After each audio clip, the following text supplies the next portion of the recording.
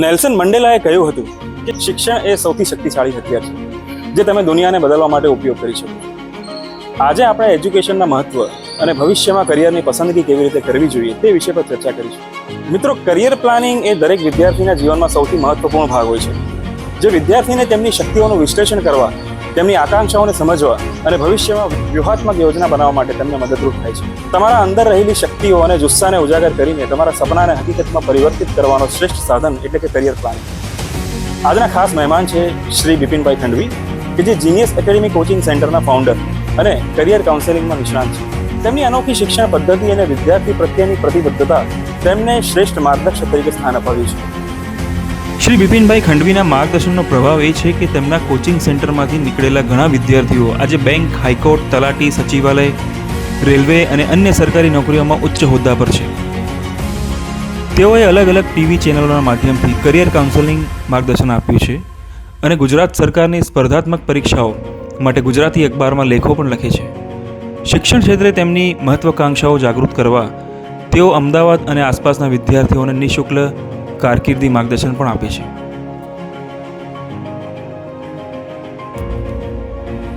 આ એપિસોડમાં અમે આપને જણાવીશું કે કેવી રીતે કરિયર પ્લાનિંગ તમારું ભવિષ્ય બદલી શકે છે, કેવી રીતે યોગ્ય પ્રેરણા અને માર્ગદર્શન તમારા કારકિર્દીના ઉચ્ચતમ શિખર સુધી લઈ જઈ શકે છે.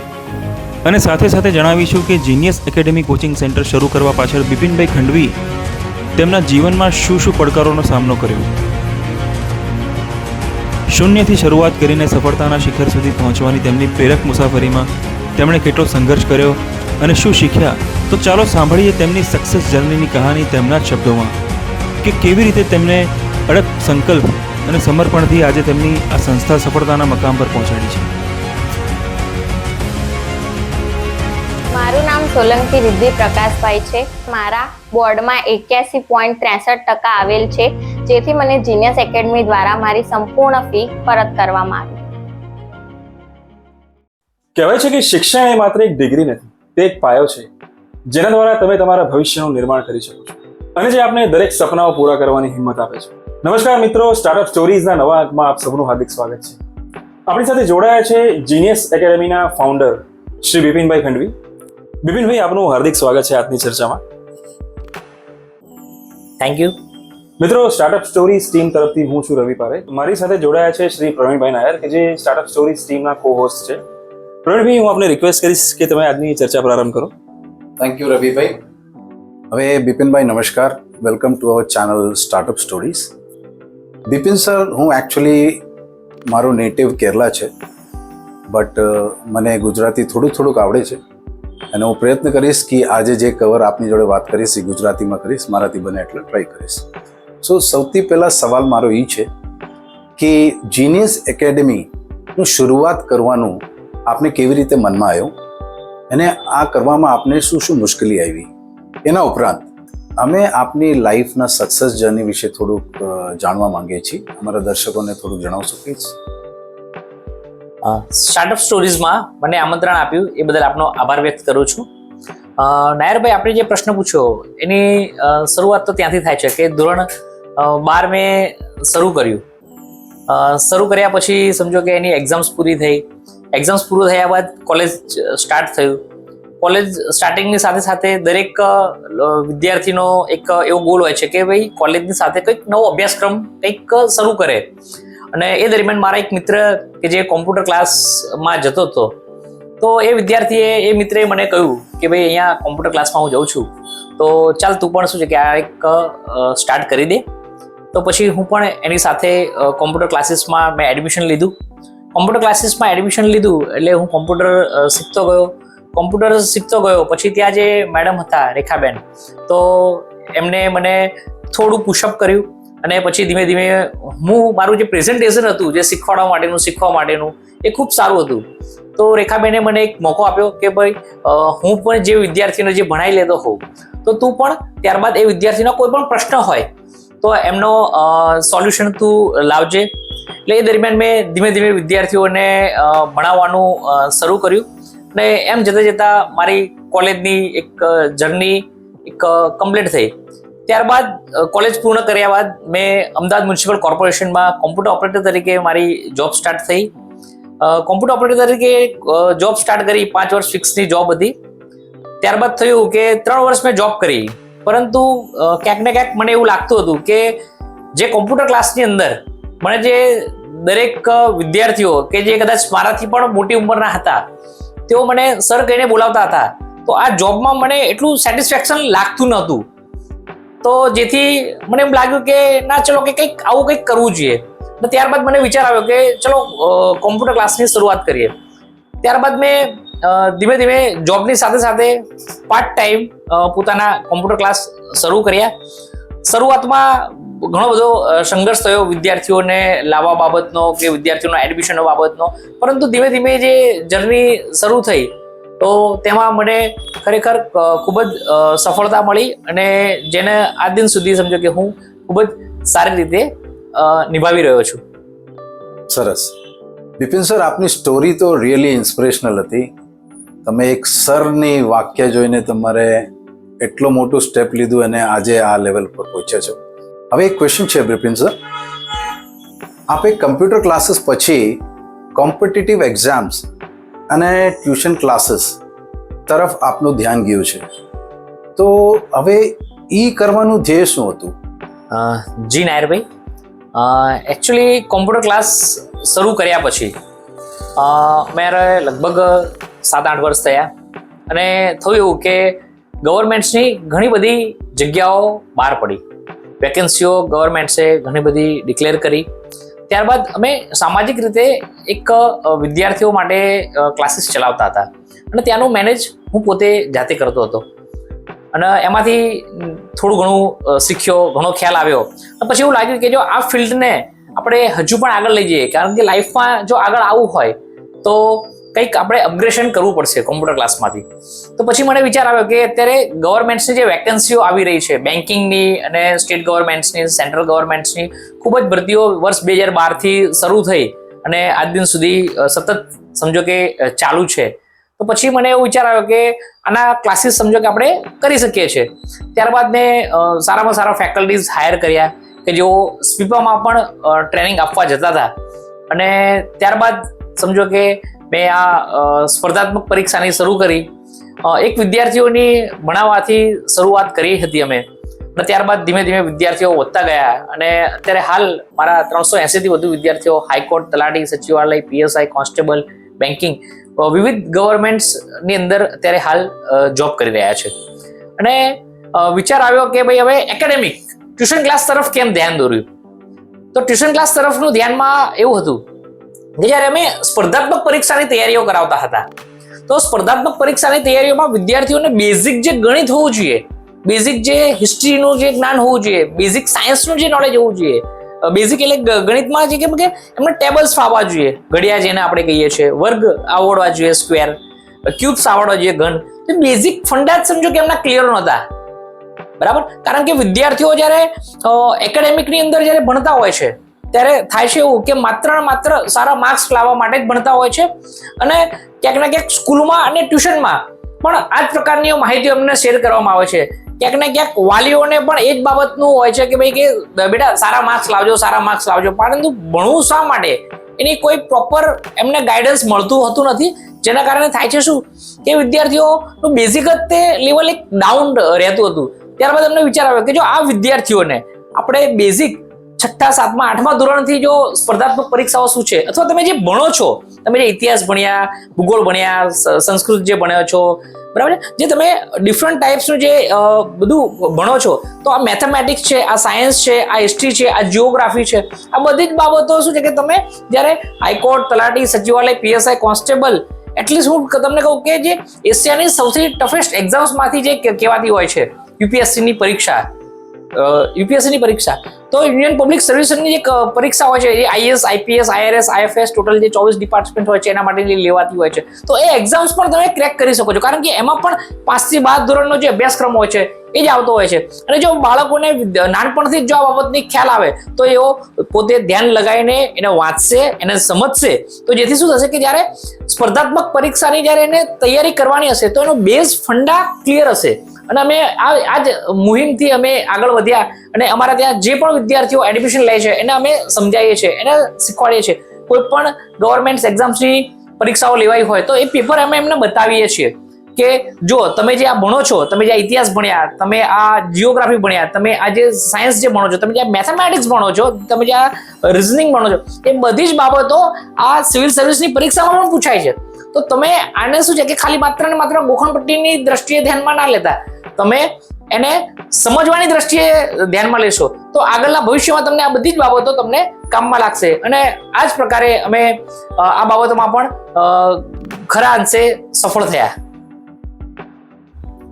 સર, એક બીજું સવાલ હું પૂછવા માંગીશ કે યુપીએસસીની જે પરીક્ષાઓમાં ગુજરાત રાજ્યના વિદ્યાર્થીઓનું પરિણામ ખૂબ જ ઓછું જોવા મળતું હોય છે, તો એની પાછળના કારણો શું હોય છે? ખૂબ જ સરસ રવિભાઈ આપે પ્રશ્ન પૂછ્યો છે.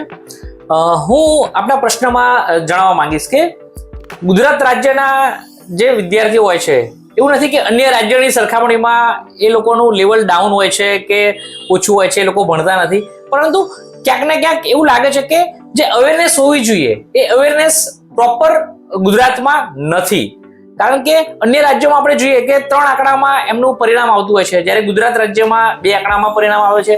આપણે જે ચાલુ વર્ષની વાત કરીએ તો હમણાં 25,000 વિદ્યાર્થીઓએ મેન્સની પરીક્ષા આપેલ હતી, જેમાંથી 250 થી વધુ વિદ્યાર્થીઓ સમજો કે ક્લિયર થયા છે અને 55 વિદ્યાર્થીઓએ અત્યારે હાલ ઇન્ટરવ્યુ માટેની તૈયારી કરી છે. ઇન્ટરવ્યુ હવે એ લોકોનું યોજાશે આવનાર સમયની અંદર.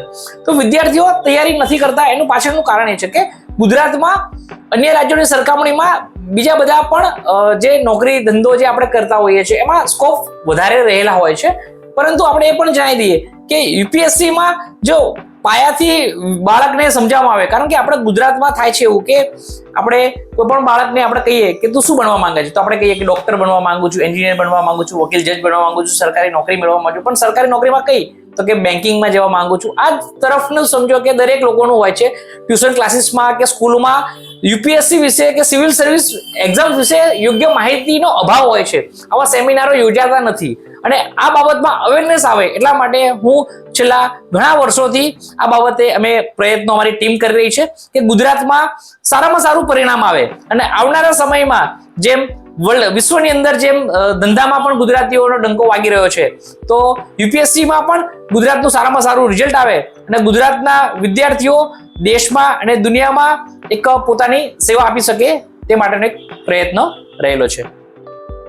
બિપિન સર, આપે જે કમ્પ્યુટર ક્લાસથી જો તમારો જર્ની રહ્યું છે એકેડેમિક ઉપર, એનાથી મારે એક યાદ આવ્યું, એક રિયલ લાઈફમાં મિસ્ટર આનંદ સર હતું જેના ઉપર એક મૂવી બની છે સુપર 30.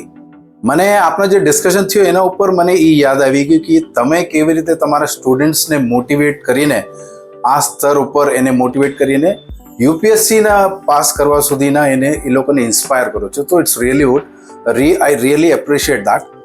હવે જો મારા નેક્સ્ટ પ્રશ્ન છે, જે તમારા આ સ્ટાર્ટિંગનો જર્ની હતી, જે તમે કમ્પ્યુટર ક્લાસ ને એ બધું સ્ટાર્ટ કરવા ઈચ્છતા હતા, એના માટેના આપના જે ફાઇનાન્શિયલ પ્લાનિંગ એ બધું કેવી રીતે તમે કર્યું, અને બીજું આપના ઇનિશિયલ સ્ટેજસમાં આ બધું કરતા આપને કંઈ પ્રોબ્લેમ્સ કે ચેલેન્જીસ ફેસ થયું હતું આમાં? યસ નાયરભાઈ, આપણે આનંદ કુમારની જે વાત કરી, આનંદ કુમાર જે કરે છે ખરેખર કાબિલે તારીફ છે. આપણે હજુ એ લેવલે પહોંચ્યા નથી, પરંતુ એક પ્રયત્ન આપણે સમાજમાં કંઈક સારું શિક્ષણ બાબતે આપવા માટે આપણે કરી શકતા હોઈએ છીએ. ફિનાન્સની વાત કરીએ તો શરૂઆતના દિવસોમાં મેં જે જોબ કરી હતી કોર્પોરેશનમાં, તો એમાં એવું હતું કે એમાંથી થોડી ઘણી બધી મેં નાની નાની બચતો કરી હતી. હવે બચતો કરી હતી, પણ સૌથી મહત્વનો અને અગત્યનો પ્રશ્ન મારા માટે એ હતો, ચેલેન્જીસ એ હતી કે હું આજે ફિનાન્સ છે, પૈસા ક્યાંથી લાવું કોઈ પણ બાબત ચલાવવા માટે, કે ભાઈ મારે કોમ્પ્યુટર ક્લાસ શરૂ કરવું છે તો કેવી રીતે લાવું. એ બચત જે ભેગી કરી હતી, તો બચત પણ ખૂબ જ ઓછી હતી. હવે મારે બેઝિક રો મટીરિયલમાં જરૂરિયાત હતી કે હું એક ટેબલ લાવું, કોમ્પ્યુટર લાવું. તો કોમ્પ્યુટર પણ મેં વિચાર્યું કે ભાઈ સમજો કે જો નવા લાવીશ તો એટલું ફિનાન્સ મારી પાસે નથી, એટલીસ્ટ ટેબલ પણ જો હું નવું લાવીશ તો પણ મારી પાસે એટલું પૂરતી કેપેસિટી નથી. તો અમદાવાદની અંદર દર રવિવારે એક બજાર ભરાય છે કે જેને રવિવાર બજાર આપણે કહીએ છીએ. તો એ બજારમાં ગયો અને જૂનામાંથી 2 ટેબલ લઈને આવ્યો, સેકન્ડમાંથી બીજા કોમ્પ્યુટર મેં પરચેસ કર્યા અને 2 કોમ્પ્યુટર અને 2 ટેબલથી મેં શરૂઆત કરી. મારા મામાનું એક ઘર હતું, તેમાં ચાલીની અંદર બીજો માળ આખો હોલ હતો, તો ત્યાં મેં આની એક શરૂઆત કરી. 4 વર્ષ મેં ત્યાં ચલાવ્યું. ત્યારબાદ મને એવું વિચાર આવ્યો કે હજુ જો પ્રોગ્રેસ કરવી હોય તો જગ્યા થોડી ચેન્જ કરીને માર્કેટમાં, ફિલ્ડમાં દરેક લોકો જોઈ શકે એ પ્રમાણે આવવું જોઈએ. તો એ બાબતે મેં પ્રયત્નો કર્યા. તો ત્યારબાદ ભુલાભાઈ પાર્ક પાસે જ તે અમારા એક LIC એજન્ટ મિત્ર છે, એમની દુકાન હતી અને એમણે મને કહ્યું હતું કે કોઈને ભાડે રેન્ટ પર રાખ્યું હોય તો કહેજો. પછી ત્યારે મેં એમની જોડે વાત કરી, ભાઈ મારે તે આ જોઈએ છે. તો એમણે મને દુકાનનું રેન્ટ મને એ ટાઈમે 3000 કહ્યું.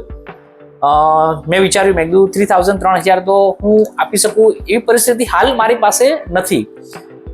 તો એમણે કહ્યું કે ચલો કંઈ વાંધો નહીં, કે મારે LIC નું વર્કઆઉટ હોય છે, હું ખાલી બહાર મારું ટેબલ રહેશે, બાકી અંદર જે વચ્ચે જે પાર્ટીશન છે, આપણે પાર્ટીશન જે કરેલું છે, તો અંદરનો ભાગ તું વાપરજે. મારે એમની જોડે ખૂબ સારા રિલેશન હતા, ઘરના હતા, પરિચિત હતા, વિશ્વાસુ એકબીજાના હતા, કે જેથી મને એમને અંદરનું કહ્યું કે ભાઈ અંદરનું તું વાપરજે, બહાર શું છે કે સમજી લો કે હું અહીંયા ક્યારેક આવીશ. ત્યારબાદ અમારા વચ્ચે એક ડીલ થઈ કે ભાઈ કે ચલો કંઈ વાંધો નહીં, કે 50% ભાડું આપણે તમે આપજો. પછી ત્યારબાદ મેં આ બાબતને મેં ડન કરી અને ત્યારથી અમે આ બાબતની મેં શરૂઆત કરી. ત્યારબાદ મેઇન પ્રશ્ન હતો કે એક જગ્યાએથી બીજી જગ્યાએ જ્યારે આપણે કોઈ પણ આપણો ધંધો વ્યવસાય જ્યારે બદલતા હોઈએ છીએ, ત્યારે એક જગ્યાએથી બીજી જગ્યાએ વિદ્યાર્થીઓ કેવી રીતે આવશે. તો મેં એવી રીતે શરૂઆત કરી કે સવારમાં હું જે મારા જે જૂના વિદ્યાર્થીઓ હતા એ લોકોને હું ત્યાં ભણાવતો હતો. બપોર પછી હું જે નવા એડમિશનો થાય એને નવી જગ્યા પર હું એડમિશન આપતો હતો. અને ત્યારબાદ આવી રીતે ધીમે ધીમે મેં આ બાબતે વિદ્યાર્થીઓને કન્વર્ટ કરવાની શરૂઆત કરી. શરૂઆતમાં જ્યારે વિદ્યાર્થીઓ અમારી પાસે આવતા હતા, જ્યારે ઇન્ક્વાયરીઝ માટે અમે પેમ્પલેટ્સના દ્વારા અમે એડવર્ટાઇઝમેન્ટ કરતો હતો અને હું પોતે જાતે પત્રિકા બધું વેચવા માટે જતો. જ્યારે ઇન્ક્વાયરીઝ આવે એટલે લોકો દરેક વિદ્યાર્થીઓ પોતાનું એડ્રેસ ને બધું લખાવે. થાય એવું કે જો કોઈ વિદ્યાર્થી ઇન્ક્વાયરીઝ માટે આવી ગયેલું હોય અને ત્યારબાદ સમજો કે એને એડમિશન ના લીધું હોય, તો એ સમયે મોબાઈલની યોગ્ય વ્યવસ્થા નથી, ફોનની ટેલિફોનિક યોગ્ય વ્યવસ્થાઓ હતી નહીં. તો હું પોતે જાતે દરેક વિદ્યાર્થીઓના ઘેર જતો હતો એમનું એડ્રેસના માધ્યમથી અને એમને પૂછતો હતો કે ભાઈ તમે થોડા સમય પહેલા પૂછી ગયા હતા કોમ્પ્યુટર ક્લાસ શરૂ કરવા માટે કે તમારે શીખવાનું છે એના માટે, તો તમે ક્યારથી શરૂ કરશો, અને એમના જે પણ કોઈ પ્રશ્ન હોય તો એના હું નિરાકરણ લાવવાનો પ્રયત્ન કરતો, એમના પેરેન્ટ્સને મળતો અને કોમ્પ્યુટરમાં આવનાર સમયમાં શું મહત્વ છે એ બધું સમજાવીને પછી એમનું એડમિશન કરાવતો હતો. અને શરૂઆતના દિવસોમાં એવું હતું કે બધું પેમ્પલેટ્સ કરવાનું, શીખવાડવાનું, સમજાવવાનું, કોઈ પણ બાબતો લાવવાની, સમજો. અને ત્યારબાદ કોઈ પણ ઓફિસનું નાનું મોટું પણ કામ હોય કે કદાચ ઓફિસ સફાઈ કરવાની પણ હોય, તો બધું 1 મેન આર્મી જેવું કામ સમજો કે અમે કરતા હતા. અને પછી ત્યારબાદ ધીમે ધીમે અમે જે પ્રકારે ગ્રોથ થતો ગયો અને પછી નવી જ્યાં મેં અડધું ભાડું ચૂકવતો હતો એ એમની પાસેથી, તે મારે સંબંધો સારા હતા અને એમને સેલ કરવાની હતી દુકાન, તો પછી એમની પાસેથી મેં દુકાન સમજો કે મેં વેચાતી મેં રાખી લીધી વેચાણ પર. અને ત્યારબાદ અત્યારે હાલ મારી પાસે 8 ઓફિસ છે અહીંયા અમદાવાદની અંદર ભુલાભાઈ પાર્ક પાસે, કે જેમાં હું અત્યારે આ અભ્યાસક્રમ બધું ચલાવી રહ્યો છું અને ટ્યુશન ક્લાસીસ ચલાવી રહ્યો છું.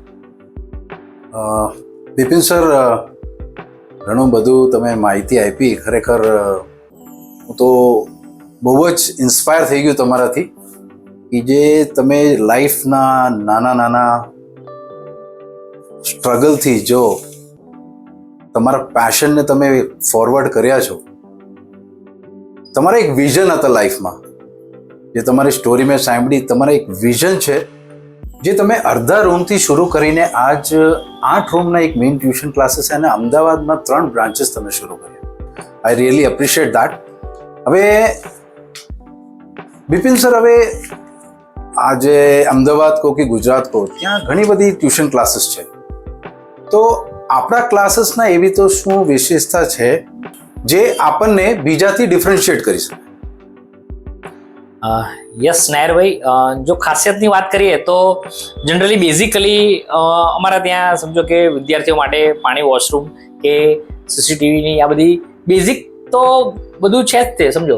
પણ સાથે સાથે અગત્યની બાબતો જે રહેલી છે કે અમે દરેક વિદ્યાર્થીઓની એપ્લિકેશનમાં અટેન્ડન્સ પૂરીએ છીએ, મેં એમની હાજરી પૂરીએ છીએ, કે જેનાથી શું થાય કે કોઈ પણ વિદ્યાર્થી જો કોઈ ગેરહાજર રહ્યો હોય તો એ વિદ્યાર્થીના વાલીને તરત જ તે ટેક્સ્ટ મેસેજ મળી જાય છે. એનાથી એક ખાતરી થાય છે કે આ વિદ્યાર્થી ક્લાસ પર પહોંચ્યો નથી. અને જો વાલી પૂરતું ધ્યાન આપે તો એમને પણ ખ્યાલ આવે કે ભાઈ જે બાળકને મેં આજે ઘેરથી કહીને ગયો છે કે ટ્યુશન ક્લાસમાં હું જાઉં છું અને પહોંચ્યો નથી, તો ક્રોસ વેરિફિકેશન થઈ જાય, જેનાથી શું થાય કે વિદ્યાર્થી એક રેગ્યુલર આવે. ત્યારબાદ અગત્યની બાબત હોય છે કે અમે અમદાવાદનું અમારું એક પહેલું ક્લાસીસ એક એવું છે કે જેમાં અમે લેસન ડાયરીની અમે શરૂઆત કરી હતી. અત્યાર સુધી આપણે જોતા હતા કે સ્કૂલોની અંદર જ લેસન ડાયરી આપવામાં આવે છે, પણ અને ઘણી સ્કૂલોમાં પાછું ચેક પણ કંઈ થાય છે નથી થતું, એ બધા પ્રશ્નો સમજો કે રહેલા હોય છે. અમારે ત્યાં આના માટે એક અલગથી સ્ટાફ રાખવામાં આવેલો છે કે જે અમે લેસન ડાયરી આપીએ છીએ. લેસન ડાયરીમાં જે પણ શિક્ષક વિદ્યાર્થીઓને લેસન આપે એ વિદ્યાર્થીએ રેગ્યુલર એ લેસન ડાયરીમાં જે લેસન આપેલું એ લખવાનું હોય છે.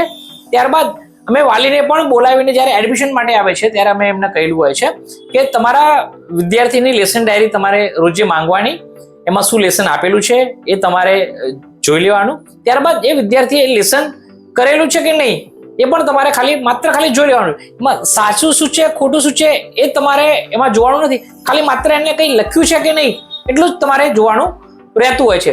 પછી સાચું ખોટું અમે અહીંયા ચોપડા કે બધું તપાસીએ છીએ, એના માધ્યમથી અમે ચેક કરી લઈશું કે જેથી કરીને શું છે કે કોઈ વિદ્યાર્થીઓ ના વાલી ઓછું ભણેલા હોય તો એમને પણ કોઈ પ્રશ્ન આવે નહીં. બીજું એક ક્રોસ વેરિફિકેશન માટે અમે એવું કરીએ છીએ કે જે શિક્ષકશ્રીઓ આવે છે એ શિક્ષકશ્રીઓની પણ અમે એક અલગથી એક ડાયરી બનાવેલી છે કે જેની અંદર દરરોજ ધોરણ મુજબ જે વિદ્યાર્થીઓના જે ક્લાસ હોય તો એ વિદ્યાર્થીના શિક્ષકો જે લેસન આપેલું હોય એ પણ લખે છે.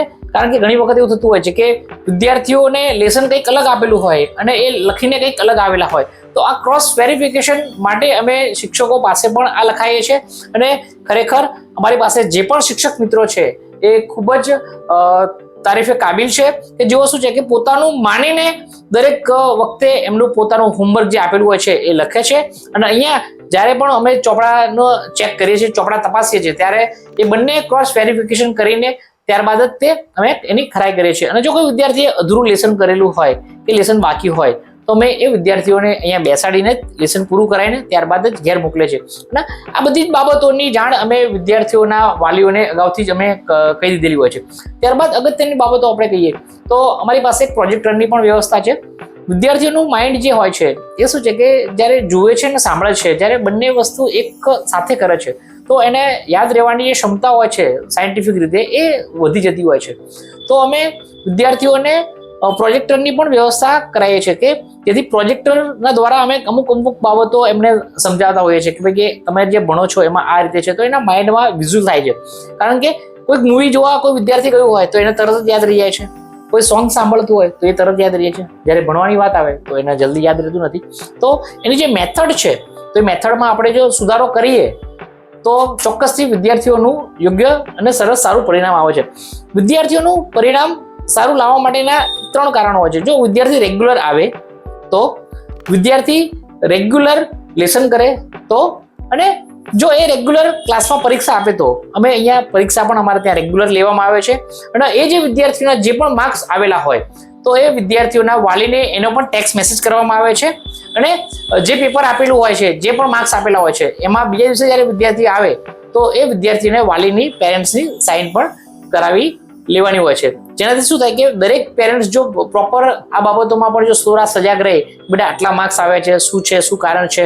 અને અમે દરેક વિદ્યાર્થીઓને અને વાલીઓને પણ ગ્રુપમાં એક મેસેજ પણ વોટ્સઅપના માધ્યમથી અમે નાખી દીધેલો હોય છે, મૂકી દીધેલો હોય છે કે કોઈ પણ વિદ્યાર્થીઓને અભ્યાસ સંબંધિત કંઈ પ્રશ્ન હોય તો વાલીએ અમને ફોન કરીને ચોક્કસ મળી જવું. તો આ રીતે અમે રેગ્યુલર વાલી મિટિંગો પણ ગોઠવતા હોઈએ છીએ. વાલી મિટિંગનો ઉદ્દેશ અમારો એવો હોય છે કે મેં વિદ્યાર્થીઓનું જે નેગેટિવ પોઈન્ટ છે એની કોઈ દિવસ ડિસ્કસ કરતા નથી પેરેન્ટ્સ મિટિંગ કે વાલી મિટિંગની અંદર. અમે એમ કહીએ છીએ કે આ જે બાળક છે એ બાળકને તમે નાનપણથી મોટો કરેલો છે અને અમારી પાસે છેલ્લા વર્ષ, 2 વર્ષ, 3 વર્ષથી અમારી સાથે છે, તો તમે વધારે જાણો છો, અમે થોડું પણ એમાં જાણીએ છીએ. પરંતુ જો આ જે વિદ્યાર્થીઓ છે એને આપણે એક્સેપ્ટ કરીને, આ બાળકને આપણે એક્સેપ્ટ કરીને હવે એનામાં શું આપણે ભેગા થઈને સુધારો કરી શકીએ છીએ એના માટેની અમે ચર્ચા કરતા હોઈએ છીએ. અને અમોએ જે વર્કઆઉટ કરેલું છે કે જેની અંદર અમોને પેરેન્ટ્સ મિટિંગ કર્યા પછી, વાલી મિટિંગ કર્યા પછી અમોને જે વિદ્યાર્થીઓના જે વ્યવહારો છે, જે લેસન કરવાની જે પદ્ધતિ છે, જે લોકોને રેગ્યુલર આવવાની જે બાબતો હોય છે, તો એમાં સુધારો થયો છે અને જેના કારણે અમારું જે પરિણામ છે એ દર વર્ષે સતત ને સતત વધતું રહ્યું છે, એટલે આ દરેક વાલીઓનો જે અમારી પાસે જે અપેક્ષા હોય છે એને અમે 100% પરિપૂર્ણ થાય એનો અમે પ્રયત્ન કરતા હોઈએ છીએ. અને બીજી એક વાત કરીએ કે કોચિંગ ક્લાસ એ માત્ર ને માત્ર ખાલી બિઝનેસ નથી, સમજો. કારણ કે આ શું છે કે કોઈ વિદ્યાર્થીઓના ફ્યુચર સાથે સંકળાયેલી બાબત છે અને એ વિદ્યાર્થીનું ફ્યુચર એટલે એમના માતા પિતાનું પણ ભવિષ્ય એમાં સંકળાયેલું હોય છે ઇનડાયરેક્ટ રીતે. કારણ કે જો આ જે બાળક છે એ સારું ભણશે તો મોટા થઈને એમના માતા પિતાને પણ સારી લાઈફસ્ટાઈલ કે સારું જીવન એમને આપી શકશે. તો માતા પિતા જે મહેનત મજૂરી કરીને જે ટ્યુશન ક્લાસીસની જે ફીસ ભરતા હોય છે તો એ લોકોને પણ અમે પૂરતો ન્યાય મળે એ પ્રકારના પ્રયત્નો કરતા હોઈએ છીએ. તેમજ સામાજિક જવાબદારીના ભાગરૂપે કે જે કોઈ વિદ્યાર્થીઓના પપ્પા ગુજરી ગયા હોય તો એ વિદ્યાર્થીઓની અમે 50% જ ફીસ લઈએ છીએ. અમે અત્યાર સુધીમાં લગભગ 200 થી વધુ વિદ્યાર્થીઓની આ રીતે 50% ફીસ લીધેલી છે, જેમાં એ વિદ્યાર્થી જો બોર્ડમાં આવે અને એ વિદ્યાર્થીના 80% થી વધુ માર્ક્સ આવે, જે 50% ફીસ લીધેલી હોય એ પણ અમે એ વિદ્યાર્થીઓને પરત કરીએ છીએ. આવા અસંખ્ય વિદ્યાર્થીઓને પણ અમે દર વર્ષે ફીસ પરત કરેલ છે, જેનું અમને ખરેખર ખરા હૃદયથી અમને ખૂબ જ આનંદ વ્યક્ત કરીએ છીએ. એ સિવાય અમે વર્ષ દરમિયાન જુદા જુદા પ્રકારના સેમિનારો પણ લઈએ છીએ. Mind power, memory power, skill ડેવલપમેન્ટના સેમિનારો લઈએ છીએ.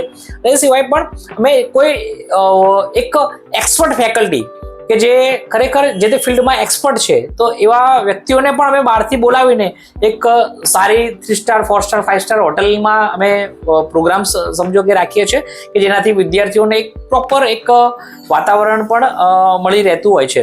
એ સિવાય ખાસ અગત્યની બાબતો છે કે ચાલો વિદ્યાર્થીઓના પર્સન્ટેજ સારા આવ્યા, પરંતુ એ વિદ્યાર્થીઓએ ભવિષ્યમાં પછી કઈ ફિલ્ડમાં જવું, અત્યારે સૌથી અગત્યનો મહત્વનો મૂંઝવતો પ્રશ્ન આ વાલીઓનો રહેલો હોય છે. કારણ કે ઘણા વિદ્યાર્થીઓ મારી પાસે આવે છે, એન્જિનિયરિંગ કર્યા પછી એવું કહેતા હોય છે કે મારે સાહેબ સિવિલ સર્વિસની તૈયારી કરવી છે.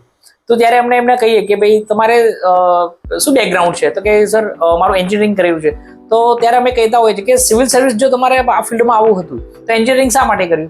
ત્યારે વિદ્યાર્થીઓ કહેતા હોય છે કે ભાઈ મારા કાકાના દીકરા કે મામાના દીકરા કે કોઈને કોઈ સગા સંબંધી કોઈ અડોશ પડોશના લોકો હોય છે કે એના માધ્યમથી આપણે આ બધું કારકિર્દીની પસંદગી કરેલી હોય છે. ઘણી વખત વાલીને પેરેન્ટ્સને પણ ખબર હોતી નથી.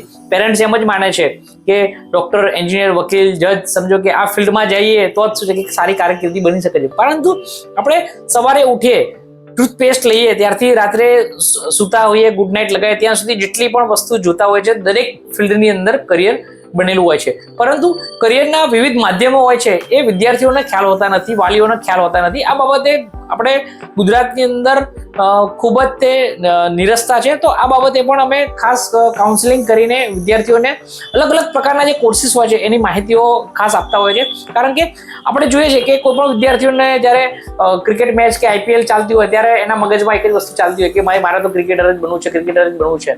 પરંતુ તમને કહીએ કે અમદાવાદની અંદર, ગુજરાતમાં અમદાવાદની અંદર જે ગ્રાઉન્ડ છે, નરેન્દ્ર મોદી સ્ટેડિયમ છે, જેને આપણે પહેલા સરદાર પટેલ સ્ટેડિયમથી ઓળખતા હતા, ત્યાં ઇન્ટરનેશનલ અમ્પાયર જે છે એઓ પોતે ત્યાં ટ્રેનિંગ આપે છે.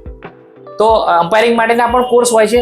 અને ખાસ બાબત તો એ છે કે એ જે કોર્સ હોય છે એ ફ્રી ઓફ કોસ્ટ હોય છે, એની કોઈ પણ પ્રકારની કોસ્ટિંગ હોતી નથી. આવા ઘણા બધા અસંખ્ય કોર્સિસ હોય છે. ITIના પણ ઘણા બધા કોર્સિસ હોય છે કે કોઈ વિદ્યાર્થીના ઓછા ટકા આવેલા હોય તો એ વિદ્યાર્થી પણ જો એ ટેકનિકલ કોર્સ કરે તો પોતાનું ગુજરાન સારી રીતે ચલાવી શકે છે અને એમાં જો માસ્ટરી મેળવે તો એ ચોક્કસથી યોગ્ય દિશામાં સફળ થઈ શકે છે. તો અમે આ વિદ્યાર્થીઓને કાઉન્સેલિંગ કરીએ છીએ. દરેક વિદ્યાર્થીઓને અમે સેમ કોર્સ ડિસાઇડ કરે એવું કહેતા નથી. અમે એ વિદ્યાર્થીઓનું આર્થિક પરિસ્થિતિ, એની સામાજિક પરિસ્થિતિ, એનું બેકગ્રાઉન્ડ ચેક કર્યા પછી હું પોતે 1 કલાક એનું કાઉન્સેલિંગ કરું છું અને ત્યારબાદ એને સમજાવીએ છીએ કે ભાઈ કે તું જો આ ફિલ્ડમાં જઈશ તો તને ચોક્કસથી સફળતા મળશે. અને બહુ બધા પાસા, બહુ બધી બાબતો ડિપેન્ડેડ હોય છે. અને બીજું કે અમારી પાસે જે વિદ્યાર્થીઓ ભણી ગયેલા હોય છે એટલે અમને એના વિશે બાબતે ખ્યાલ હોય છે કે એના કઈ બાબતમાં રસ અને રુચિ છે. તો જો કોઈ વિદ્યાર્થી એના રસ અને રુચિ જેમાં હોય અને એ તરફ જો સમજો કે એનું કરિયર બનાવે તો ચોક્કસ એને શું છે કે જ્યારે રવિવાર પછી સોમવાર આવે ને તો એને કંટાળો ના આવે, એને મજા આવશે. તો આ અગત્યની બાબતો હોય છે. જ્યારે અત્યારે એવું રહેલું હોય છે કે ભાઈ કે જ્યારે સન્ડે જેવો કમ્પ્લીટ થતો હોય તો વિદ્યાર્થીઓને કે જે તે આગળ જોબ કરતા હોય તો એમ લાગે કે આ મંડે આવ્યો ક્યાંથી. તો આ પ્રશ્ન ના થાય. આપણે કેવું છે કે એને શોખ તરીકે, આપણો એક વ્યવસાય નથી પણ એને શું છે કે આપણે એક સારી દ્રષ્ટિકોણથી જો જોઈએ તો ચોક્કસથી આપણને લાઈફમાં મજા આવે એવું હોય છે. બિપિન સર, આજે તમારા કોચિંગ સેન્ટર પર અમે આવ્યા અને ખરેખર અમે જાણ્યું કે એક એક વસ્તુમાં તમે ડિટેલિંગમાં જાઓ છો અને એ પરથી એવું લાગે છે કે તમારી મેનેજમેન્ટ સ્કિલ સખત છે. શું કહેવું પ્રવીણભાઈ આ બાબતે? રવિભાઈ એકદમ સાચી વાત છે. એમને જે વાતો કરી છે આજે, એનાથી મને તો એટલી ખબર પડી કે એમના જે સ્ટુડન્ટ્સ છે એમને પર્સનલાઇઝ અટેન્શન આપે છે. ક્યોંકિ એમને જે સ્ટડી કરવાનું રીત છે, જે વિઝ્યુઅલ એફેક્ટ્સ આપે, ફ્યુચરિસ્ટિક એફેક્ટ્સ છે, એ લોકોને સ્ટુડન્ટ્સને એક કરિયર પાથ બતાવે છે. સો રિયલી ઇટ્સ વેરી ગુડ. એમને પોતે કહી દીધું કે આજે જે કરે છે એનાથી ડિફરન્શિએટ કરે છે બીજા કોચિંગ સેન્ટરથી. ચોક્કસ. તો બિપિન સર, હવે આપણા કોચિંગ સેન્ટરને કયો સ્તર સુધી પહોંચાડવા માંગો છો? આપણા ફ્યુચર ગોલ્સ અને ફ્યુચર પ્લાનિંગ વિશે આપનું શું કહેવું છે?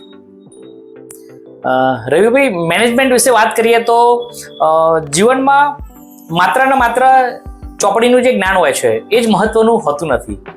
વિદ્યાર્થીઓએ અલગ અલગ પ્રકારના સેમિનાર્સ, જેમાં mind powers, memory powers, management, ફિનાન્સના ઘણા બધા કોર્સિસો ચાલતા હોય છે, જે 1 ડેના હોય છે, 5 ડેના હોય છે, 3 ડેના હોય છે, ઘણા 1 મંથના પણ હોય છે. તો અમદાવાદ મેનેજમેન્ટ એસોસિએશનમાં આવા બધા કોર્સિસ ઘણા બધા ચાલે છે. એ સિવાય અમદાવાદમાં અને ગુજરાતમાં પણ ઘણી બધી જગ્યાએ આ બધા સેમિનાર્સ રહેતા હોય છે. તો વિદ્યાર્થીઓએ આ બાબતોમાં ખાસ પ્રકાશ પાડીને અને આવા સેમિનાર્સ અને આવા જે પણ સ્કિલના જે કંઈ હોય તો એને અટેન્ડ કરવા જોઈએ, જેનાથી એને પ્રોપર યોગ્ય માહિતી મળે. અને અમે પણ આ પ્રકારની નાની નાની માહિતીઓ ભેગી કરીને, એને લખીને, એને સમજીને અમે અમારા વ્યવસાયની અંદર એને અપનાવી છે. તો અમે એક મેનેજમેન્ટ છે એ સારી રીતે પરિપૂર્ણ કરવાનો પ્રયત્ન કરી રહ્યા છીએ. અને વાત રહી સમજો કે અમારા ગોલની, તો સમજો કે લાઈફની અંદર મેન અગત્યની વસ્તુ હોય છે કે સેટિસ્ફેક્શન, તમારો સંતોષ કઈ બાબતનો છે. બાકી તો ઘણી વખત એવું થાય છે કે બહુ કરોડો પણ કમાયેલા હોય છે પણ સેટિસ્ફેક્શન લેવલ રહેતું હોતું નથી. હું આ ક્લાસીસને એ લેવલે લઈ જવા માંગુ છું કે આવનારા ભવિષ્યની અંદર કે જે વિદ્યાર્થીઓ જરૂરિયાતમંદ છે અને જેનામાં ખરેખર ટેલેન્ટ છે તો એ વિદ્યાર્થીઓને આપણે નિઃશુલ્ક કોચિંગ કરાવી શકીએ. અત્યારે મારું જે જીવન નિર્વાહ છે એ આના પર ચાલી રહ્યું છે. એટલે મારી એક બોર્ડર લાઈન છે, મારી એક મર્યાદા છે કે જેને હું ક્રોસ કરી શકતો નથી. પરંતુ જો ધીમે ધીમે સમજો કે જો આગળ વધીશું અને કોઈનો સાથ અને સહકાર જો મળતો રહેશે આવી જ રીતે, તો ચોક્કસથી એક દિવસ અમારો પ્લાનિંગ છે કે વિદ્યાર્થીઓને નિઃશુલ્ક સારી ક્વોલિટીનું આપણે એમને શિક્ષણ આપીએ કે જેથી ભવિષ્યમાં આ વિદ્યાર્થીઓને એમના જીવનનું જે કંઈક બનવા માંગે છે એમાં વાંધો ના આવે. કારણ કે વિદ્યાર્થીઓ જે અત્યારે જે પરિસ્થિતિ છે તો એ પરિસ્થિતિમાં કે ગરીબીમાંથી બહાર આવવાનો માત્ર એક જ વિકલ્પ છે અને એ છે શિક્ષણ. જો કોઈ વિદ્યાર્થીઓ શિક્ષણ યોગ્ય રીતે પ્રાપ્ત કરેલું હશે તો એ વિદ્યાર્થી એના જીવનમાં ચોક્કસ આગળ વધી શકશે. જે અમે પણ સમજો કે જે શીખ્યા છીએ કે શિક્ષણ મેળવ્યું, મારા ફાધર પણ ક્લાસ 4 ની જોબ કરતા હતા અને એમાંથી સમજો કે અમને ભણાવ્યા તો અમે શીખ્યા, સમજ્યા, વ્યવહારિક જ્ઞાનમાં આવ્યા અને જેનાથી અમને આ બધો ફાયદો થયો. અને લોકો પેલું કહેવાય છે ને કે લોકો જેમ જેમ આપણે આગળ વધતા ગયા લોકો સારા મળતા ગયા. એટલે એવી રીતે છે, કહેવત છે કે મેં તો અકેલા ही ચલાતા મંજિલે ગાલિબ, લોગ મિલતે ગયે और कारवा बढ़ता ગયા. એટલે એવી રીતે છે કે ભાઈ સારા લોકો અમને જે વિચારો અમે કરીએ છીએ એ વિચારના લોકો અમને સારા મળતા રહે છે. અત્યારે અમારી પાસે 30 થી વધુ ફેકલ્ટીઝની શિક્ષકોની જે ટીમ છે અને આ શિક્ષકો પણ મારે ત્યાં માત્ર ને માત્ર ખાલી ભણાવવા માટે આવતા નથી. એ લોકો પણ એવું માને છે કે જે આ વિદ્યાર્થીઓ છે એને આપણે સારામાં સારું શિક્ષણ કેવી રીતે આપી શકીએ. જે મારા જે વિચારો છે એને ગ્રહણ કરીને મારો આખો સ્ટાફ આ પ્રકારે પ્રયત્ન કરતો હોય છે. તો આ બધું મેનેજમેન્ટની અંદર પણ સમજો કે માત્ર ને માત્ર કંઈ એક માત્ર મારો ફાળો નથી, પણ અમારો જે સ્ટાફ છે, મારા શિક્ષક મિત્રો છે, અમારી સાથે જે પણ ડાયરેક્ટ ઇનડાયરેક્ટ સંકળાયેલો ભાઈઓ મિત્રો છે, એ દરેકનો આ બાબતમાં અમને જે સહકાર મળેલો છે, એ દરેક લોકો આના એક ખરેખર એક ભાગીદાર છે. અને અગાઉ જે વાત કરી હતી આપણે કે ગુજરાતના વિદ્યાર્થીઓની યુપીએસસીમાં પરિણામ કેમ સારું નથી આવતું, તો એ માટે પણ અમે પ્રયત્નો કરી રહ્યા છીએ કે જે પણ વિદ્યાર્થીઓ અમારા ત્યાં આવે છે, કે જે પણ વિદ્યાર્થીઓને કોઈ પણ પ્રકારનું માર્ગદર્શનની જરૂર છે કે સિવિલ સર્વિસમાં કેવી રીતે જવું, કેવી રીતે એની તૈયારી કરવી, અત્યારે લગભગ 80 થી વધુ વિદ્યાર્થીઓ આ બાબતે મારા માર્ગદર્શન હેઠળ તૈયારી કરી રહ્યા છે અને હું એ લોકોને યોગ્ય માર્ગદર્શન આપી રહ્યો છું. પરંતુ ગુજરાતનું ભવિષ્યમાં 3 ફિગરમાં જે પરિણામ આવવું જોઈએ એ માટેનો અમારો એક સંકલ્પ છે અને અમારો પ્રયત્ન છે અને એ તરફ અમે આગળ વધી રહ્યા છીએ. તો આવનારા સમયની અંદર જો આપણે આ રીતે સાથ અને સહકાર મળતો રહેશે તો આપણે પણ ગુજરાતનું સિવિલ સર્વિસમાં એક સારું એવું આપણે નામ કરી શકીશું અને આપણું ગુજરાતનું જે અવાજ છે એને બુલંદ કરી શકીશું. વિપિન સર, આપના ગોલ્સ રિયલી બહુ જ સારા છે કે તમારા દરેક સ્ટુડન્ટ્સ ગુજરાતમાં ટોપ લેવલ पे પહોંચે અને મને ખૂબ ખૂબ ખાતરી છે અને ભરોસો પણ છે કે આપ ચોક્કસથી તમારા સ્ટુડન્ટ્સ અને આપના પોતાનો એક ગોલ અચીવ કરશો. મેં આપના ઓફિસમાં એક જોયા બી છે કે I am motivated to achieve my goals. તો yes, definitely I am quite confidence you will definitely achieve your goals one day. રવિભાઈ, તમારે શું વિચારે? તમારે વિપિન સરને કંઈ પૂછવું છે? હા, ચોક્કસ પૂછવા માંગીશ.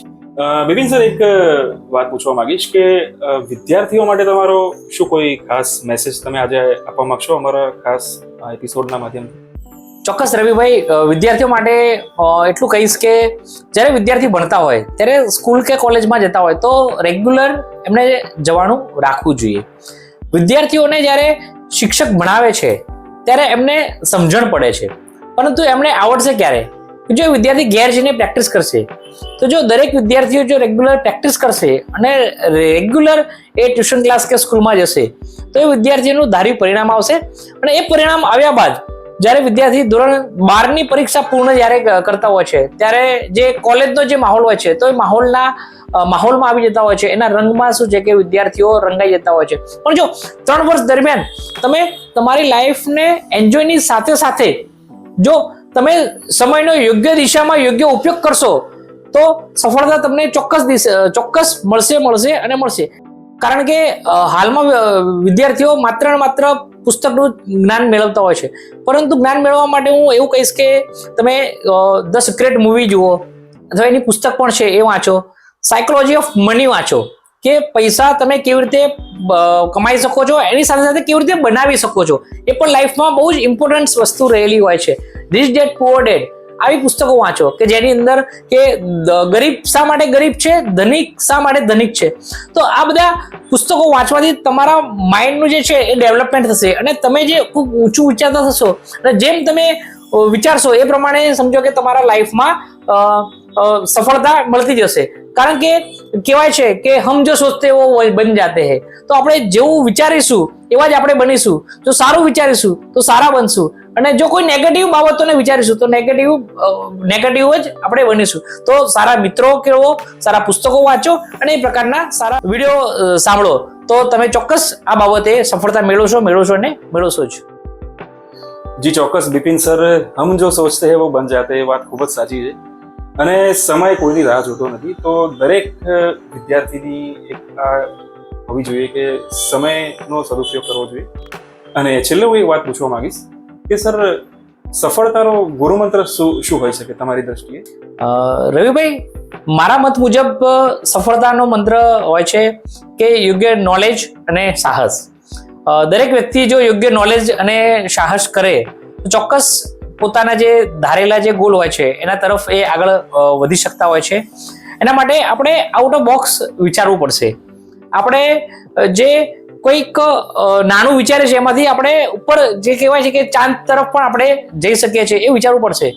કે એક વ્યક્તિ કે જેને આપણે મિસાઇલ મેનથી ઓળખીએ છીએ એવા અબ્દુલ કલામ કે જેઓએ જ્યારે ભારતમાં ઘણી નાની શોધો નથી થતી ત્યારે એમને વિચાર્યું કે હું લાઈફની અંદર મિસાઇલ બનાવીશ અને એ મિસાઇલની બનાવવા માટે એમને સાયકલ પર નાના નાના મિસાઇલના ટુકડાઓ લઈ જઈને નાના નાના પાર્ટ્સ લઈ જઈને એમણે એક મોટી મિસાઇલ બનાવી, જેનાથી આજે ભારત દેશ પરમાણુ શક્તિ મેળવી શક્યો. અને આજે દેશ અને દુનિયામાં એ ખરેખર આપણા માટે ગૌરવની વાત છે. બીજું અગત્યનું અને મહત્વની બાબત હોય છે એ છે તમારી નીતિ. તો નીતિ જો તમારી ચોક્કસ સારી હશે, સારા કર્મો માટેની હશે, સારા કાર્ય માટેની હશે, તો ચોક્કસ આપણે ઈમાનદારીપૂર્વક આપણે સફળ થઈ શકીએ છીએ. આ હતા શ્રી બિપિનભાઈ ખંડવી, કે જેમનું માનવું છે કે જીવનમાં ભણતર અને કરિયર પ્લાનિંગ ખૂબ જ મહત્વપૂર્ણ છે. તેમણે ખૂબ જ મહત્વપૂર્ણ માહિતી આપી આજે, અને તેમની લાઈફની સક્સેસ જર્ની વિશે ખુલ્લા મનથી આપણી સાથે ચર્ચા પણ કરી. આશા છે કે આજનો આ એપિસોડ આપ સૌને પસંદ આવ્યો હશે. આગામી દિવસોમાં આવા જ નવા એન્ટરપ્રિનર સાથે ચર્ચા કરીશું. ત્યાં સુધી રજા આપશો. જય હિન્દ, જય ભારત. સંઘર્ષથી સફળતા સુધીની આવી જ વાસ્તવિક કહાનીઓ જાણવા માટે અમારી ચેનલ સ્ટાર્ટઅપ સ્ટોરી સાથે જોડાયેલા રહો. મિત્રો, જો તમને આ એપિસોડ ગમ્યો હોય તો અમારી ચેનલને લાઈક, સબસ્ક્રાઇબ કરવાનું ભૂલશો નહીં. Thank you.